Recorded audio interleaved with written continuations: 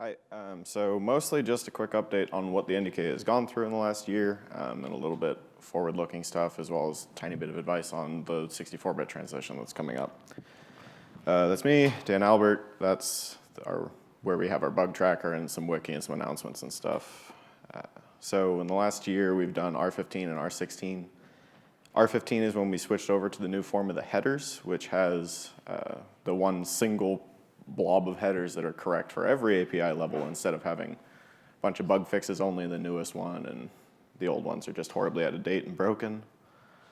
R16, that became a requirement, and we fixed up libc++ and libandroid support. If you were here last year or have seen me talk before, you'll know that libc++ was really in a beta state in the NDK because of this libandroid support that we used to backport APIs to back then as early as Gingerbread. We've cleaned all that up, so this is now actually the STL we recommend. In R17, it's actually the default. We removed support for ARM5 and the MIPS flavors, which is probably a welcome change for all of you because that's less stuff that you have to test. R17 is in beta right now. In theory, stable's going out tomorrow, but I haven't spoken to QA yet today, so we'll see. Defaults to libc++, it adds the OMR1 APIs, it adds the P APIs, more of those landing tomorrow. ASAN no longer requires root, which is fantastic. You now just have to ship the shared library in your app and use this wrap.sh, which is an O feature, to make sure it gets loaded in your APK. LTO now works on Windows. I know it's a huge thing for game developers, so hooray. And apparently we removed those APIs again. I think that was R17, and they were deprecated in R16. R18 we've been working on for a while. It includes Clang tidy support, and it also removes all the old crap that we've been working on deprecating for the last few years. So GCC, the other STLs, starting with R18, it is Clang and it is libc++, and that is it. Far fewer combinations to test, so everything should be much higher quality, and it should be less complications of getting all your middleware to match. R19, this is going to be a big change for anyone in the room that maintains their own build system, but it should be the change that you get to delete a ton of your code.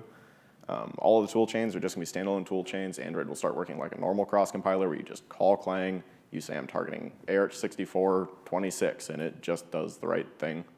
You no longer have to know all the crazy flags and the paths to everything. Yeah, Clang transition is complete. We are done with this inside Google. All of user space was Clang in most in Marshmallow. All of it in Nougat. Some of the kernels in Oreo. It was the default compiler starting in NDK R13, which is a year and a half ago.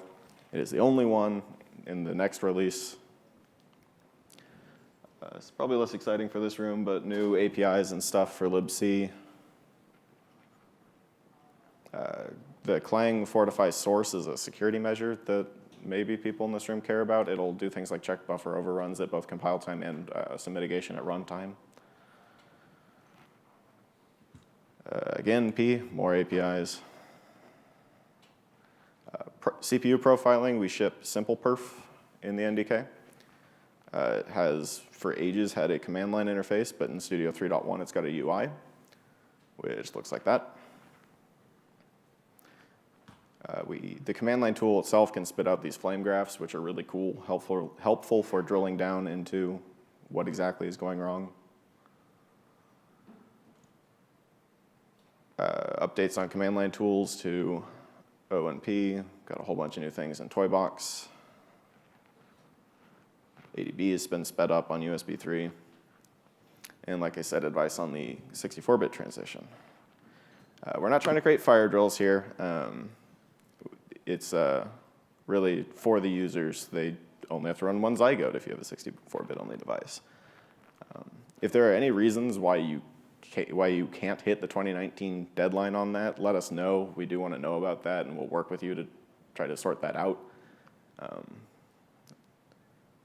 The 64-bit transition does come with some performance improvements. If Tim is still in the room, he can maybe hint at what they are, because I don't know numbers.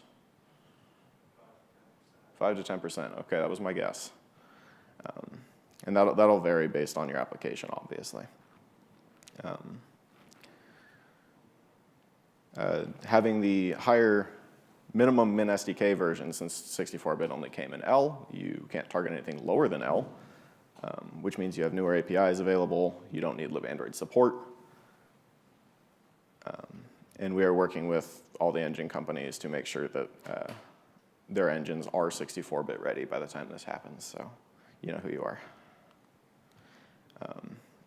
And for the actual how to port your code to 64-bit, we found these three really helpful when we were porting the platform. It'll catch the cases where, oops, you were using an int instead of a pointer, or oops, you're using a pointer instead of an int. Implicit function declaration is a fun one because C, in all of its wisdom, decided that a function that was not defined had the return type of int, which is very frustrating when it actually returns a pointer because it will just truncate it and your code will explode.